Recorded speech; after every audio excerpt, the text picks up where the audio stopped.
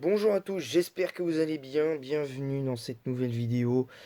J'espère que vous allez bien. Moi, réveil difficile après un match. Je vais pas dire décevant, mais c'est tout comme. Donc on va parler de la cinquième journée du groupe A entre le Paris Saint-Germain et Manchester City. Manchester City qui est donc assuré de finir premier de sa poule. Le PSG deuxième est du coup assuré de se retrouver face à une équipe comme le disent sur Infosport, Liverpool, l'Ajax, le Bayern ou Manchester United. Donc comme de très gros adversaires, sachant que l'Ajax marque but sur but avec un Sébastien Haller qui fait très très très très mal. Donc moi je dis attention, moi pour moi,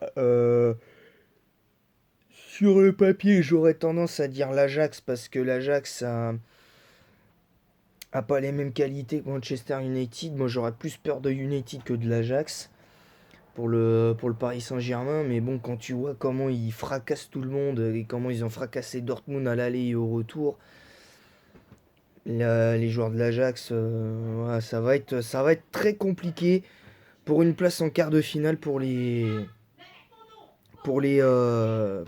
Parisiens. Alors moi, je vais pointer du doigt certaines choses. Mon premier point de cette rencontre aujourd'hui, ben, c'est les choix de Pochettino. Visiblement, il n'a pas démenti les rumeurs l'envoyant à... Ouh. Visiblement, il n'a pas démenti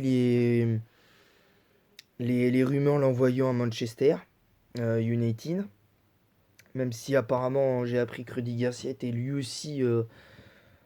lui aussi été sondé pour pouvoir éventuellement être entraîneur de United. Mais bon, Garcia, t'aimes ou t'aimes pas Pochettino, mais honnêtement, si tu veux faire venir des noms dans ton équipe, tu prends un Pochettino et pas un Rudy Garcia. À un moment donné, faut être logique.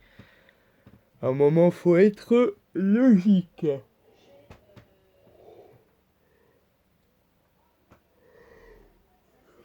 Déjà, faut être logique. Ensuite, mon autre point de cette rencontre, c'est la compo de Pochettino. Donc, en l'occurrence, ses choix, j'ai pas compris. Ses choix, je ne les ai pas compris du tout. J'ai pas apprécié ce qu'il a fait de l'équipe. Parce que s'obstiner avec un 4-3-3, alors que tu sais que l'équipe n'est pas performante en 4-3-3 ou quoi, qu'elle l'a été un petit peu plus avec le 4-2-3-1 ces derniers temps. Elle était performante avec la défense. Oh. Désolé, je viens de me réveiller.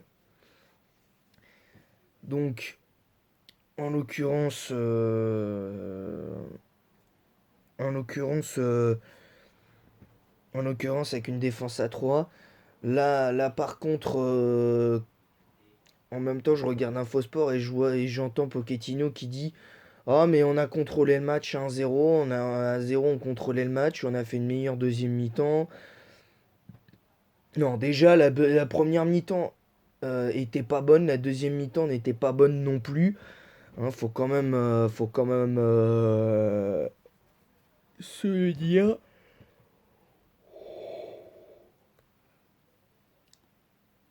Faut quand même se le dire. Et, euh, et voilà, donc à un moment donné, voilà. Et puis, euh, et puis on a l'impression que... Moi j'ai l'impression que Pochettino, de toute manière, il ne veut plus être avec le Paris Saint-Germain depuis bien longtemps, parce que même depuis son arrivée, t'avais l'impression qu'il était avec le pire club du monde. Là, il prétend être heureux, mais on sait qu'il peut pas faire ce qu'il veut. Mais mettez-le à Manchester. Oh. mettez-le à Manchester United, il serait foutu de gagner la Ligue des Champions, hein. Je vous le dis, si l'année prochaine, la saison prochaine ou même cet hiver, on apprend que Pochettino est limogé et que Zidane vient à Paris et que United récupère Pochettino, il serait foutu de gagner la Ligue des Champions avec Pochettino. Faut quand même le dire. Et mon dernier point de cette rencontre, c'est l'état d'esprit de trois joueurs en particulier, c'est-à-dire Navas, Kipembe, Marquinhos. Mais j'en mettrai un autre en particulier aussi, c'est Kylian Mbappé. Lui, j'ai apprécié son match. J'ai apprécié son match. Seulement, ce n'est clairement pas suffisant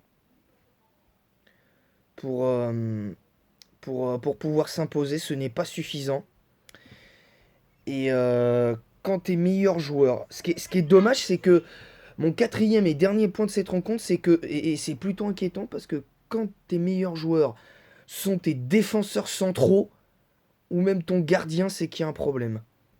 C'est qu'il y a un problème.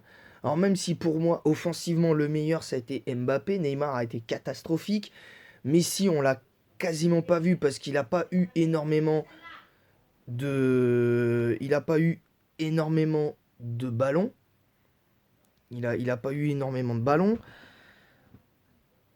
Il a pas pu... il a pas pu faire ce qu'il a fait face à City et tout. Alors moi, les gens qui disent ouais mais Verratti on peut pas compter sur lui, on peut pas ci, on peut pas ça.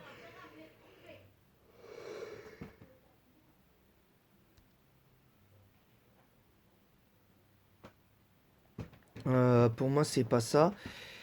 Moi je pense que malgré tout il faut continuer à compter sur Verratti. De là à dire qu'il faut le vendre parce qu'il est souvent blessé dans les moments importants, c'est vrai, mais bon moi je suis pas... Moi je pense que il faut un entraîneur qui, même si Doha décide de certaines choses, il faut un entraîneur qui fait comme Xavi au FC Barcelone.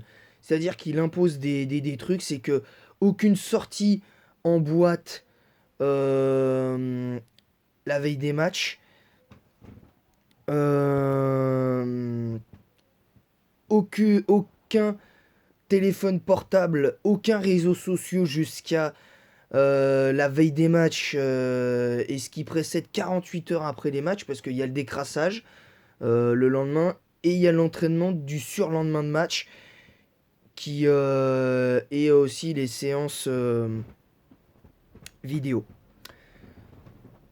Ensuite, euh, ensuite en ce qui concerne et en ce qui concerne le reste, ça c'est un point très important. Aucun euh, aucun extra alimentaire avant les matchs et obligation de manger comme l'a fait Xavi au FC Barcelone, c'est-à-dire obligation de manger à la cantine du club, obligation de dire bonjour et au revoir à l'entraîneur euh, pen- euh, avant les entraînements et après les entraînements. Et voilà. Moi, je dis que c'est tout pour ces points-là. Par contre, Pochettino, va falloir que tu fasses quelque chose, mec, parce que là, c'est plus possible. Là, on voit que t'as plus pas envie d'être au Paris Saint-Germain.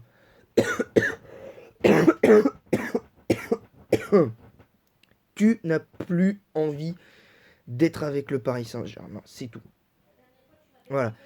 Tu n'as plus envie d'être avec le Paris Saint-Germain. Tu n'as pas, euh, tu n'as pas de personnalité. T'es inexpressif. T'es comme un certain Carlos Moya en tennis quand il entraîne Rafael Nadal. En fait, je me demande Pochettino si t'es pas le fils caché de Carlos Moya parce que tactiquement tu sais rien faire. Tu motives pas ton joueur. Dès qu'il fait une erreur, tu, tu, euh, tu motives pas tes troupes, tu motives personne. Donc tu casses les bonbons. Voilà, clairement tu casses les bonbons. Je... Enfin, moi je suis désolé, mais ça m'énerve. Voilà, je suis désolé, mais ça m'énerve. Mais bon, le point positif de cette histoire, il faut quand même dégager des points positifs. C'est que moi, personnellement, défensivement, j'ai vu un très bon Prestel Kipembe. J'ai vu un, encore une fois, un Marquinhos exemplaire. Je pense que sans Keylor Navas, aussi, déjà au niveau défensif, sans Kipembe, Marquinhos et, euh, et Keylor Navas, t'en prends au moins 6 ou 7 hier, t'en prends 6 ou 7. Voilà, je ne comprends pas et malheureusement c'est dommage. Voilà, tu mènes 1-0, t'es incapable de tuer la rencontre, t'es incapable d'être tueur devant le but. T'as une équipe de fous malades et tu n'y arrives pas. Neymar en deuxième mi-temps, il a joué que 10 minutes, notamment par rapport à la frappe, sa frappe très légèrement à côté. Moi je pense qu'à un moment donné, il faut ça se regarder dans une glace parce qu'on dit ouais les Marseillais sont nuls contre Paris, ils sont nuls en Ligue 1. C'est une équipe mauvaise. C'est une équipe qui n'arrive pas à gagner en Ligue Europa, mais en attendant, au moins en Ligue Europa, même s'ils ne gagnent pas, ils y mettent du cœur. Déjà, premièrement, ils y mettent du cœur. Premièrement, ils y mettent du cœur. Et deuxièmement, pourtant, ils n'ont pas un effectif de stars comme le Paris Saint-Germain, le Real ou le Bayern. Mais n'empêche que ça joue mieux. Ça joue avec une défense à 3 et n'empêche que les joueurs répondent présents sur le terrain.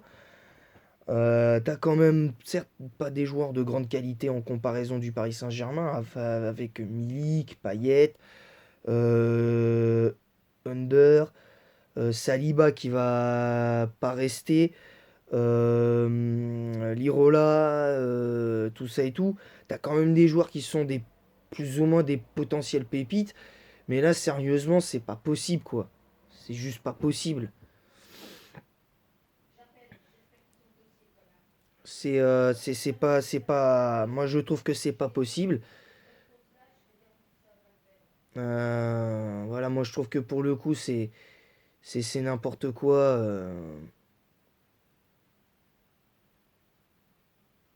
C'est n'importe quoi et voilà. Voilà, voilà. Donc, en tout cas, voilà. Alors, juste pour la fin, j'aimerais parler du jugement. On m'a demandé sur YouTube, lors de mon dernier débrief, éventuellement de parler de ce qui pourrait arriver à Karim Benzema s'il était jugé coupable par rapport au chantage à la sextape. Je vais pas rentrer dans les détails. Tout ce que je peux vous dire, c'est que, et d'ailleurs, je ne sais pas beaucoup plus que vous, Benzema a été condamné à 1 an de prison avec sursis et 75 000 € d'amende. Voilà, c'est tout ce que je sais. Alors aussi, je sais que les avocats de Karim Benzema comptent faire appel de la décision, mais je n'en sais pas plus. Voilà, je n'en sais pas plus, donc me demandez plus ça parce que de toute façon, c'est pas vraiment le sujet. J'aurais préféré parler justement du match que Benzema a fait contre le Sheriff Tiraspol, hein, étant donné qu'ils avaient perdu 2-0 le match aller, ils se sont rangés 3-0 au match retour. Donc voilà. Voilà, voilà. Donc en tout cas, voilà, en ce qui concerne cette affaire extrasportive pour Karim Benzema, je n'en sais pas plus. Tout ce que je sais, c'est que ses avocats, concernant ce jugement sur cette affaire de la sextape de Benzema, enfin de Valbuena, il y aura...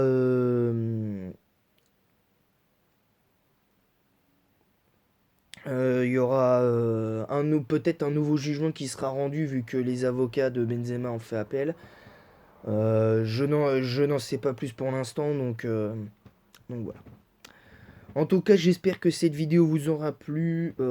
J'ai pu trouver enfin quelques adversaires pour partir sur la parenthèse Pokémon, pour match stratégique 7ème génération. J'ai d'autres matchs à vous proposer. Euh, Entre parenthèses,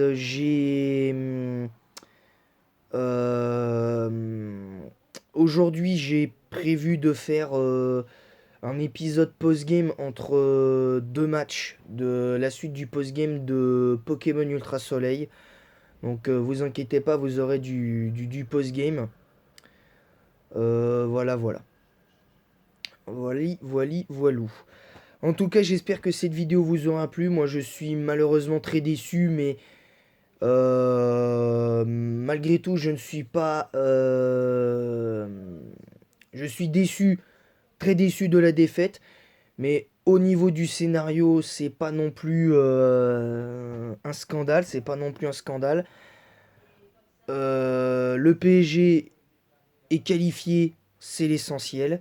Le PSG qualifié pour les huitièmes de finale. Alors le seul bémol, l'autre bémol, c'est qu'ils peuvent se farcir un gros en huitième de finale. Alors c'est à la fois un bémol, mais c'est aussi à la fois un point positif parce que concrètement, si le Paris Saint-Germain se sublime à partir des huitièmes de finale de Ligue des Champions et que derrière, ben, ils arrivent à battre l'éventuelle grosse équipe en huitième de finale, sachant que, sachant que même si derrière, tu as des équipes qui sont assurées de finir premier de leur groupe dans leur phase de poule, ben, très clairement, le PSG, même en étant deuxième, peut être épargné en sachant qu'il pourrait rencontrer un, un gros... ne pourrait pas forcément rencontrer un gros en quart de finale, en huitième de finale de la Ligue des Champions.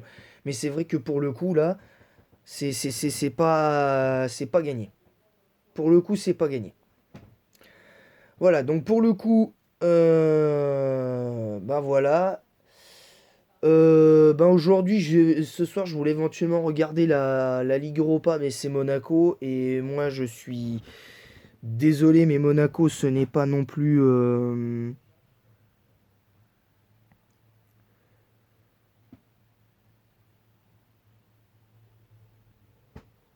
donc voilà, donc c'est important aussi. Voilà, voilà, donc en tout cas, moi je vais vous laisser. Dans tous les cas, je vais vous laisser. J'espère que cette vidéo vous aura plu. Normalement, la vidéo n'était pas censée durer plus de 15 minutes, ça fait presque 20. Mais bon, fallait quand même que je réponde à ceux qui m'avaient demandé pour le résultat du jugement de Karim Benzema.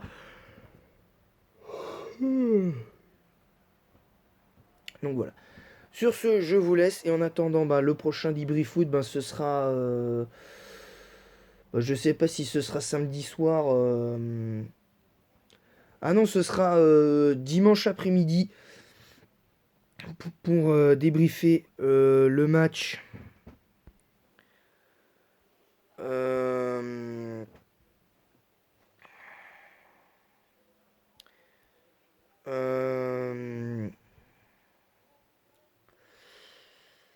euh, euh, voilà, donc pour l'instant, je n'en sais pas plus, comme je l'ai dit. Et puis, pour ce qui est pour ce qui est du prochain débrief foot, ce sera sûrement. euh, alors, ce sera pas forcément à chaud, parce que à chaud pour moi, c'est 10 minutes après le match. Même si tu fais un débrief le jour même, c'est pas forcément à chaud. Ce que je veux dire, c'est que quand tu fais un débrief sur un match de foot, ben, en fait, tu peux le faire au moins minimum, j'estime, 2 3 heures après. Voilà. Moi, je pense que d'ici 16 ou 17 heures le dimanche, je ferai le débrief du match. Et puis, ben voilà, parce que c'est Saint-Étienne-Paris Saint-Germain, j'espère voir du lourd, évidemment. Donc voilà. Sur ce, je vous laisse et en attendant, ben, la prochaine vidéo. Je vous dis à très vite et à bientôt.